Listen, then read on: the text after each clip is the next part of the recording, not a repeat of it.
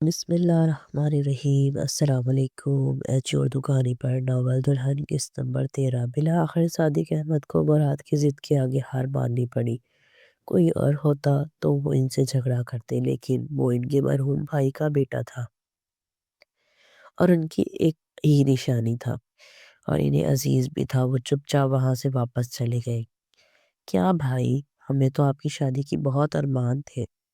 ہم نے سوچا تھا اب ایسی بھابھی لائیں گے، ایسے کپڑے پہنیں گے وغیرہ وغیرہ، لیکن آپ نے تو اس ایمان سے ہی نکاح کر لیا۔ ہمیں تو وہ اچھی نہیں لگتی۔ آپ کی بہر عافیہ صفیہ دونوں اس کے پاس آئیں اور شکوہ کرنے لگیں۔ اگر تم اسے میری نظر سے دیکھو تو تمہیں اچھی لگے گی، اور کپڑے میں تم لوگوں کو بہت اچھے اچھے لا کر دوں گا۔ شہر میں ولیمہ کروں گا اپنا انشاءاللہ، اور تم لوگوں کو وہاں لے کر جاؤں گا۔ وہاں پر اپنے سارے ارمان پورے کر لینا۔ مراد نے ان دونوں سے کہا۔ وہ تو صحیح ہے، لیکن ہمیں بھابھی نہیں پسند، عافیہ بولی۔ میں نے کہا نا، اسے میری نظر سے دیکھو، تمہیں پسند آ جائے گی، مراد نے کہا۔ اب ہمارے پاس تو اپنی ہی نظریں ہیں، ہم انہیں اب بھلا آپ کی آنکھوں سے کیسے دیکھ سکتے ہیں؟ اب آپ کی نظر سے کیسے دیکھیں؟ بات سمجھ نہیں آئی، صفیہ نے کہا۔ چلو اب میرا دماغ مت کھاؤ، سونے جاؤ جا کر، مراد نے کہا تو وہ دونوں اپنے کمرے میں گھس گئی۔ مراد اٹھا اور ایمان کے کمرے میں آیا اور وہاں آواز باختہ بیٹھی ہوئی تھی۔ مراد کو دیکھ کر وہ ٹھیک سے بیٹھ گئی۔ مراد نے دروازہ بند کیا اور اس کے پاس آ کر کھڑا ہو گیا۔ کل صبح آپ میرے ساتھ چل رہی ہیں شہر، اپنی پیکنگ کر لیں آج ہی، میری جاب لگ گئی ہے اور آپ وہاں میرے ساتھ رہیں گی، مراد نے کہا تو ایمان ایک دم سے چرپائی سے اتری اور اس کے سامنے آ کر کھڑی ہو گئی۔ میں آپ کے آگے ہاتھ جوڑتی ہوں، مجھے آزاد کر دیں ورنہ شامل پتہ نہیں کیا کر لے، ایمان نے کہا۔ اس کی آنکھوں سے آنسو جھلک پڑا۔ مراد نے سینے پر ہاتھ باندھتے اور اسے دیکھتا رہا، پھر اس کے چہرے پر طنزیہ مسکراہٹ پھیل گئی۔ میں ایسا کر کے آپ کو 2 ٹکے کا نہیں کرنا چاہتا، مراد نے کہا۔ آپ خواہ مجھے اہمیت دے رہے ہیں، میری ذات کی کوئی اہمیت نہیں ہے۔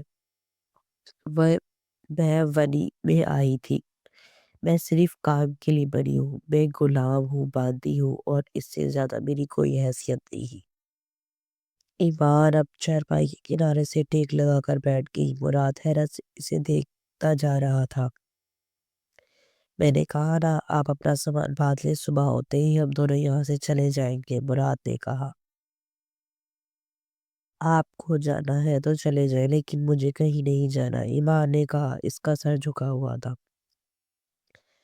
میں آپ کو اس طرح سے اب اس گھر میں چھوڑ کر نہیں جا سکتا، مجھے کسی پر بھی بھروسہ نہیں رہا، اب خاص کر شامل پر۔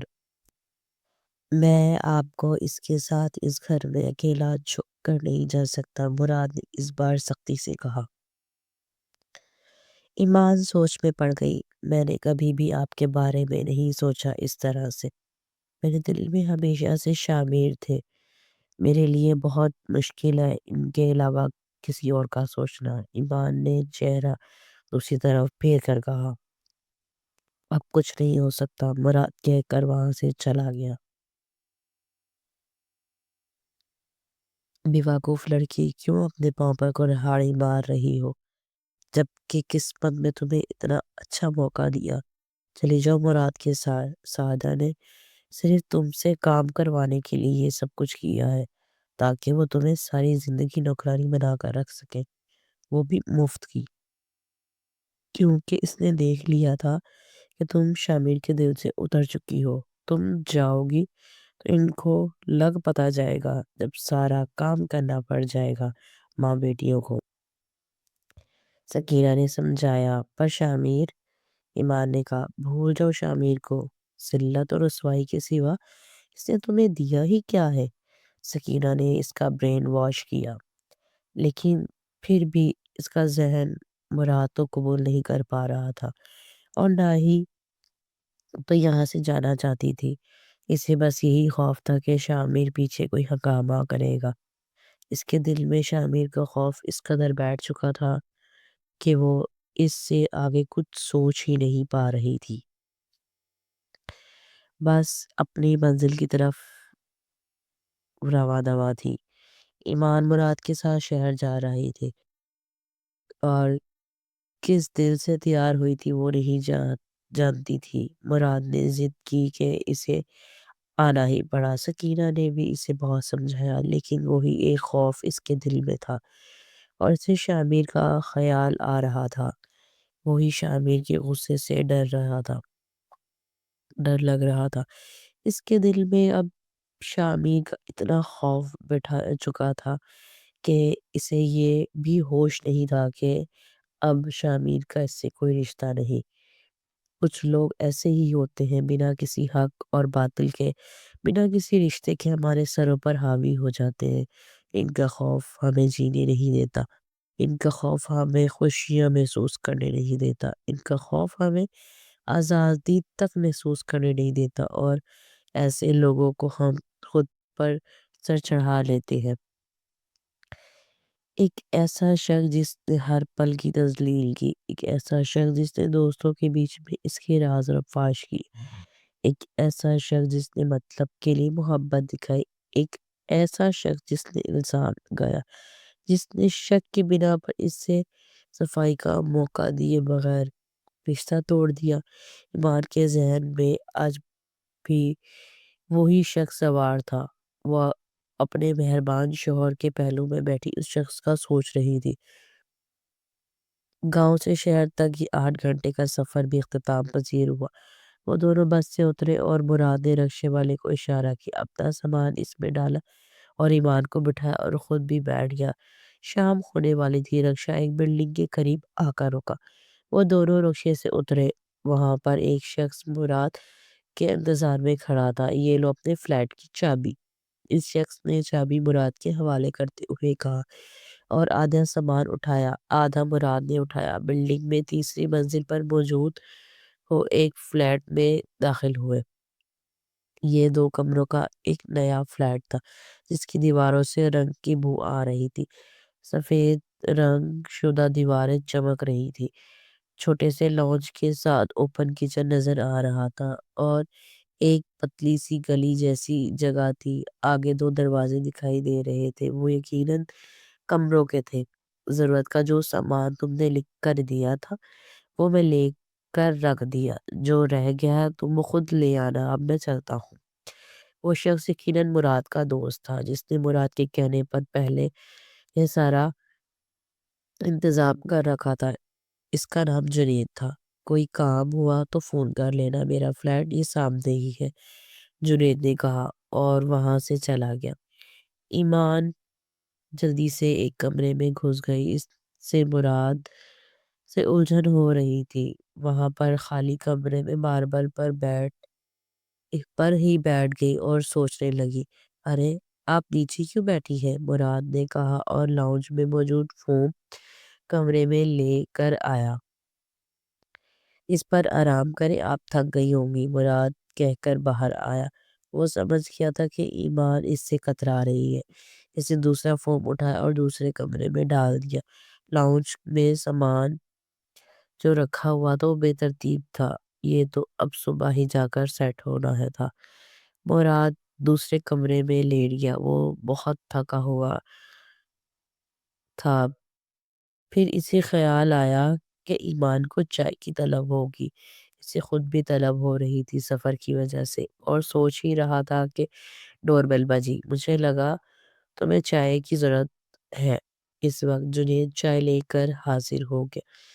واقعی بہت ضرورت تھی، مراد نے تھرماس اس کے ہاتھ سے لیتے ہوئے کہا۔ یہ پیسے لو اور نیچے ہوٹل سے کھانا بھی لے آؤ۔ مراد نے اسے پیسے دیے۔ نہیں، آج تم میرے مہمان ہو، میری بیوی نے کھانا تیار کر لیا، تم چائے پیو جب تک میں کھانا لے کے آؤں گا، جنید نے کہا۔ مراد چائے کپ میں بھر کر ایمان کے پاس آیا اور اسے چائے پیش کی۔ اس نے دیکھا ایمان کا موڈ خراب ہے۔ میرا غصہ چائے پر مت اتارے، مراد نے چائے اس کے سامنے رکھی اور دوسرے کمرے میں آ گیا۔ ایمان نے چائے کو دیکھا، اسے طلب بہت تھی، وہ چائے اٹھا کر پینے لگی۔ 2 دن گھر سے باہر گزارنے کے بعد تیسرے دن شامل گھر آیا تو دیکھا کہ مراد اور ایمان دونوں شہر جا چکے تھے۔ اماں میری شادی کرواؤ جلدی، میں بھی بتا دوں گا مراد کو کہ وہ آخری لڑکی نہیں تھی، اس سے بھی اچھی لڑکی سے شادی کرواؤ میری، شامل نے ساعدہ سے کہا۔ ہاں بہت اچھی لڑکیاں دیکھ رکھی ہیں میں نے، ساعدہ نے بھی بسی سے کہا۔ لڑکی میں نے دیکھ لی ہے، آپ بس رشتہ لے کر جائیں اس کے گھر، شامل نے کہا تو ساعدہ کا دل ڈوب گیا۔ اس کا ڈر تھا وہی ہوا، کون سی لڑکی؟ ساعدہ نے ڈرتے ہوئے پوچھا۔ چچا ظہور کی بیٹی نور، شامل نے کہا تو ساعدہ غصے سے کھڑی ہو گئی۔ میں ہرگز اس شیطان لڑکی سے تمہاری شادی نہیں کروں گی، ساعدہ بولی، اور میں ہر حال اس سے شادی کر کے رہوں گا۔ میں نے اس سے شادی کا وعدہ کیا ہے، شامل نے کہا۔ وہ انتہائی بدتمیز لڑکی ہے، اچھی شکل سے دھوکہ مت کھاؤ، تم سے پہلے نہ جانے کتنے لڑکوں کے ساتھ چکر چلا چکی ہے وہ، ساعدہ نے کہا۔ بس کر اماں، ایمان سے بھی تو نے ایسے ہی بدگمان کیا تھا مجھے، تیری وجہ سے آج یہ دن دیکھنا پڑ رہا ہے مجھے، شامل نے غصے سے کہا۔ ایمان سے بدگمان میں نے نہیں، اس نور نے کیا تھا تمہیں، اسی لڑکی کی وجہ سے تم نے ایمان کو چھوڑ دیا تھا، اسی کے چکر میں پڑ کر گھر خود خراب کیا تم نے، ساعدہ نے کہا۔ میں کچھ نہیں سنوں گا، بس میرا رشتہ لے کر جاؤ نور کے گھر، ورنہ مجھ سے برا کوئی نہیں ہوگا، شامل کہتا ہوا نکل گیا۔ ساعدہ سر پکڑ کر بیٹھ گئی۔ مراد نے سارا گھر سیٹ کر دیا لیکن ایمان اس سے بات نہیں کرتی تھی، وہ بس اپنا وقت پر کھانا بناتی تھی، باقی کام کرتی تھی اور اپنے کمرے میں گھس جاتی تھی۔ دونوں الگ الگ کمروں میں رہ رہے تھے۔ ایک دن مراد اس کے لیے بہت سارے ریڈی میڈ جوڑے اور جوتے لے کر آیا۔ وہ جانتا تھا کہ ایمان اس کے ساتھ شاپنگ پر نہیں چلے گی، لیکن وہ یہ بھی جانتا تھا کہ ان چیزوں کی سے ضرورت ہے۔ مجھے نہیں چاہیے کچھ، ایمان نے چہرہ دوسری طرف کرتے ہوئے کہا تو مراد مسکرا دیا اور اس کے قریب آ کر بیٹھ گیا۔ آپ ناراضگی میں بھی بہت پیاری لگتی ہیں، مراد نے کہا۔ مجھے آپ کے ساتھ نہیں رہنا، وہ تھوڑا دور ہو کر بولی۔ مگر مجھے آپ کے ساتھ ہی رہنا ہے، مراد پھر قریب ہوا۔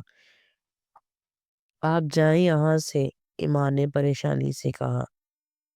اچھا اچھا، جاتا ہوں، میرے جانے کے بعد شاید آپ ان چیزوں پر نظر ڈال لیں، مراد نے کہا۔ وہ اپنے کمرے میں چلا گیا۔ ایمان نے کپڑوں کی طرف دیکھا، پھر ایک ایک کر کے انہیں کھول کر دیکھا۔ پہلی بار کوئی اتنے چاہ سے اس کے لیے کچھ لایا تھا۔ ایک عجیب سا احساس اسے ہونے لگا۔ آدھی رات کو مراد اٹھا، اس کے قدم ایمان کے کمرے کی جانب بڑھنے لگے۔ اس نے ہولے سے دروازے کا ہینڈل گھمایا اور دروازہ کھولا۔ ایمان کمرے میں نیم اندھیرا کیے سو رہی تھی۔ کمرے میں نارنجی رنگ کا زیرو کا بلب جل رہا تھا۔ مراد آہستہ سے چلتا ہوا اس کے قریب آیا اور پاس بیٹھ کر اس کا چہرہ دیکھنے لگا۔ ایمان سو رہی تھی، اس کے چہرے پر اطمینان واضح دکھائی دے رہا تھا۔ مراد اسے دیکھے گیا۔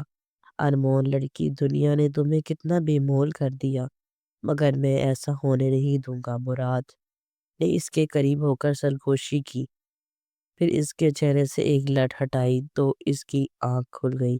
مراد کو قریب دیکھ کر وہ جیسے اچھل پڑی۔